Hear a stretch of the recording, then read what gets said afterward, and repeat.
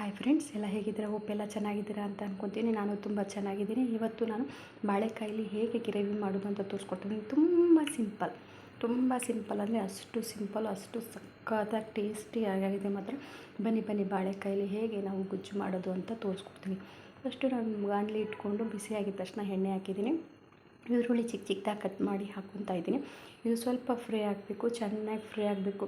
ನಾವು ಎಷ್ಟು ಫ್ರೈ ಮಾಡ್ತೀವೋ ಅಷ್ಟು ಟೇಸ್ಟು ಚೆನ್ನಾಗಿರುತ್ತೆ ಅಂತ ಅರ್ಥ. ನೋಡಿ, ಇಷ್ಟು ಫ್ರೈ ಆಗಿದೆ, ಸಾಕು. ಇಷ್ಟು ಬ್ರೌನಿಷ್ ಕಲರ್ ಆದರೆ ಸಾಕು. ನಾನಿಲ್ಲಿ ಎರಡೇ ಟೊಮೊಟೊನ ಚಿಕ್ಕದಾಗಿ ಕಟ್ ಮಾಡಿ ಇಟ್ಕೊಂಡಿದ್ದೀನಿ. ಟೊಮೊಟೊ ಹಾಕ್ಕೊಂಬಿಡೋಣ. ಟೊಮೊಟೊನೂ ಅಷ್ಟೇ ಚೆನ್ನಾಗಿ ಫ್ರೈ ಆಗಬೇಕು, ಫುಲ್ ಸ್ಮ್ಯಾಶ್ ಆಗಬೇಕು. ನೋಡಿ, ಈ ಥರ ಚೆನ್ನಾಗಿ ಸ್ಮ್ಯಾಶ್ ಆಗಬೇಕು.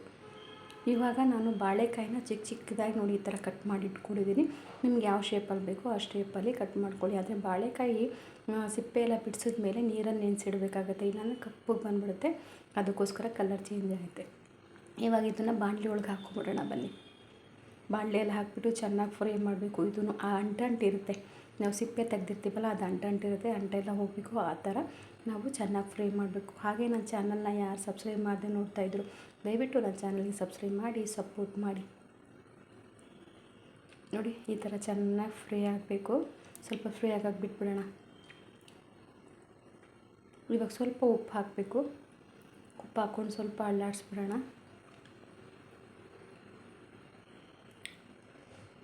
ಈ ಫ್ರೈ ಮಾಡಬೇಕಾದ್ರೆ ನಾವು ಉಪ್ಪು ಖಾರ ಎಲ್ಲ ನಿಮ್ಗೆ ಎಷ್ಟು ಬೇಕೋ ಅಷ್ಟು ನೋಡ್ಕೊಂಡು ಹಾಕ್ಕೊಳ್ಳಿ, ಆಯಿತಾ?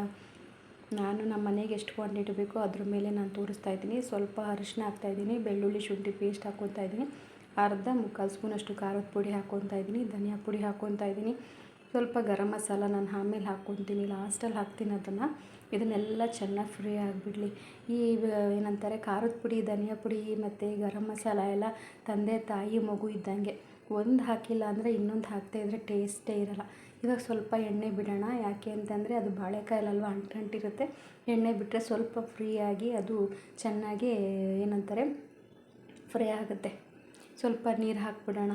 ಫುಲ್ಲು ಡ್ರೈ ಆಗಿರುತ್ತಲ್ವ, ಯಾಕೆಂದರೆ ನಾವು ಯಾವುದೇ ಒಂದು ಇದನ್ನು ರುಬ್ಬಿರಲ್ಲ ಅಲ್ವಾ, ಅದಕ್ಕೋಸ್ಕರ ಸ್ವಲ್ಪ ನೀರು ಹಾಕ್ಕೊಂಡು ಆ ಮಸಾಲೆ ಸ್ಮೆಲ್ಲ ಹೋಗಬೇಕಲ್ವ, ಅದಕ್ಕೋಸ್ಕರ ಸ್ವಲ್ಪ ಫ್ರೈ ಮಾಡ್ಕೊಂಬಿಡೋಣ. ನೋಡಿ, ಈ ಥರ ಕಲ್ಲರ್ ನೋಡ್ತಾ ಇದ್ರೆ ಸಕ್ಕತ್ತಾಗಿರುತ್ತೆ ಮಾತ್ರ. ತುಂಬ ಚೆನ್ನಾಗಿತ್ತು ಟೇಸ್ಟ್ ಮಾತ್ರ. ಸ್ವಲ್ಪ ನೀರು ಹಾಕಿ ಕುದಿಯೋಕ್ಕೆ ಬಿಡೋಣ. ಗರಂ ಮಸಾಲ ಈಗ ಹಾಕಬೇಕು. ಚೆನ್ನಾಗಿ ಇದನ್ನು ಅಷ್ಟೇ ಸ್ವಲ್ಪ ಹಾಕಿಬಿಟ್ಟು ಅಲ್ಲಾಡಿಸ್ಬಿಡೋಣ. ಇವಾಗ ಒಂದು ಕುದಿ ಬಂದಿದೆ. ಇವಾಗ ಕೊತ್ತಂಬರಿ ಸೊಪ್ಪು ಇದ್ದರೆ ಕೊತ್ತಂಬರಿ ಸೊಪ್ಪು ಹಾಕ್ಕೊಳ್ಳಿ. ನಿಮ್ಗೇನಾದರೂ ಮೆಂತ್ಯ ಸೊಪ್ಪಿದ್ರೆ ಕೂಡ ಹಾಕ್ಕೋಬೋದು. ಇವಾಗ ಸ್ವಲ್ಪ ಫ್ರೈ ಮಾಡ್ಕೊಂಬಿಡೋಣ, ಬೇಯಕ್ಕೆ ಬಿಡೋಣ. ಇದೊಂದು ಗ್ರೇವಿ ನಿಮಗೆ ಇಷ್ಟ ಆಗುತ್ತೆ ಅಂತ ಅಂದ್ಕೊತೀನಿ. ತುಂಬ ಚೆನ್ನಾಗಾಗಿತ್ತು ಮಾತ್ರ. ಒಂದ್ಸರಿ ಟ್ರೈ ಮಾಡಿ, ಆಯಿತಾ? ನಿಮ್ಗೆ ಏನಾದರೂ ಇಷ್ಟ ಆಗಿತ್ತು ಅಂದರೆ ಆದಷ್ಟು ಲೈಕ್ ಕೊಟ್ಟು ಶೇರ್ ಮಾಡಿ, ನನ್ನ ಚಾನಲ್ಗೆ ಸಪೋರ್ಟ್ ಮಾಡಿ, ಓಕೆನಾ? ಇದೇ ಥರ ನನಗೂ ಸಪೋರ್ಟ್ ಮಾಡಿ. ನೋಡಿ, ಎಷ್ಟು ಚೆನ್ನಾಗಾಗಿದೆ ಅಂದರೆ ಆ ಚಪಾತಿಗೆ, ದೋಸೆಗೆ, ಯಾವ ನಾನ್ ವೆಜ್ಜು ಇಲ್ಲ ಇದ್ರ ಮುಂದೆ, ಅಷ್ಟು ಚೆನ್ನಾಗಿರುತ್ತೆ. ಇವಾಗ ಒಂದು ಸ್ವಲ್ಪ ಗಟ್ಟಿ ಮೊಸರು ಇದ್ರಲ್ಲ, ಅದಕ್ಕೋಸ್ಕರ ಹಾಕ್ಕೋಬೇಕು. ಗಟ್ಟಿ ಮೊಸರು ಇಲ್ಲ ಅಂದರೆ ಸ್ಕಿಪ್ ಮಾಡಿ, ಹಾಲು ಬೇಕಾದರೂ ಹಾಕ್ಕೋಬೋದು. ಹಾಲು ಹಾಕಿದ್ರೂ ಅಷ್ಟೇ ತುಂಬ ಟೇಸ್ಟಾಗಿರುತ್ತೆ. ಯಾಕಂದರೆ ಬಾಳೆಕಾಯಿ ಸ್ವಲ್ಪ ಅಂಟಿರುತ್ತಲ್ವ, ಅದಕ್ಕೋಸ್ಕರನೇ ಟೇಸ್ಟ್ ಮಾತ್ರ ಸೂಪರ್ವಾಗಿರುತ್ತೆ. ಯಾವ ಹೋಟ್ಲಿಗೂ ಕಮ್ಮಿ ಇರೋಲ್ಲ, ಅಷ್ಟು ಚೆನ್ನಾಗಿ ಬಂದಿತ್ತು ಮಾತ್ರ. ಟೇಸ್ಟ್ ಅಂತೂ ಬಾಯಲ್ಲಿ ನೀರು ಬರ್ತದೆ, ಅಷ್ಟು ಸಕ್ಕತ್ತಾಗಿತ್ತು ಮಾತ್ರ. ಇದೊಂದು ಸ್ವಲ್ಪ ಕುದೀಲಿ, ಜಾಸ್ತಿ ಕುದಿಸ್ಬಾರ್ದು. ಇವಾಗ ಆಫ್ ಮಾಡಿಬಿಡೋಣ. Thank you for watching. Thank you.